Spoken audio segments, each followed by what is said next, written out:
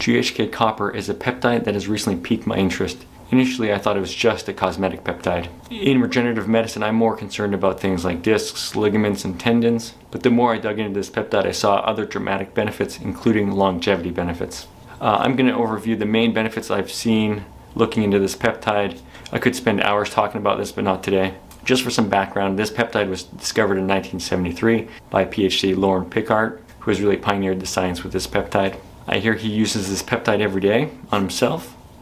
Here's a picture of him now in his 80s. Just kidding, this is really what he looks like.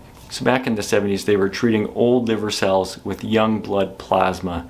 They saw that the old liver cells rejuvenated with this plasma. So as they tried to tease out what the difference was between the old and the young plasma, they found that this peptide was the difference. There was a significantly higher amount of this peptide in the young blood versus the old plasma. At age 20, there's about 200 micrograms per liter in plasma versus at age 60, there's about 80 micrograms per liter in the plasma. This is a simple peptide with only 3 amino acids. These are glycine, histidine, and lysine. They have this unique ability to bind a copper ion. It is thought that the beneficial effect from this peptide is its ability to transport the copper ion into the cell.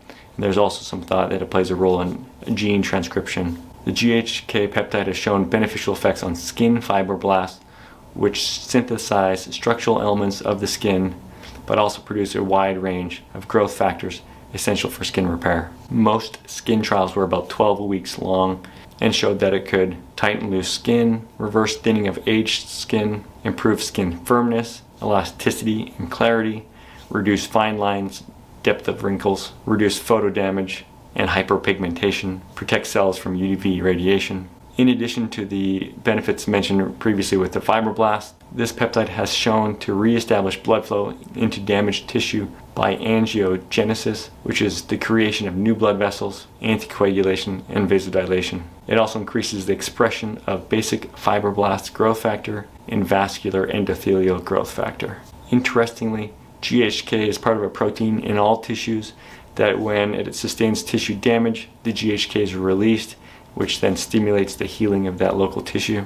GHK is shown to improve nerve healing through increased nerve growth factor and neurotrophins. The brain requires a lot of copper. A diet deficient in copper increases the risk for neurodegenerative changes. Copper deficiency may play a role in the development of Alzheimer's and other neurodegenerative disorders like Parkinson's. In addition to increasing copper delivery, GHK has antioxidant and anti-inflammatory properties. GHK may also trigger epigenetic pathways to improve cognitive impairments. They investigated this on rats, and the treatment group were able to find the escape faster, and they also had decreased brain inflammation. GHK also has potent anti-pain, anti-anxiety, and anti-aggression benefits.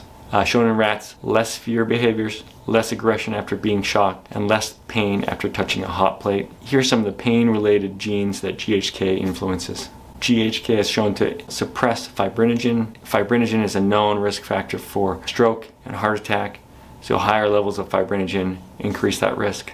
Damaged and broken fibroblasts from COPD, lung tissue were normalized after the addition of the GHK peptide.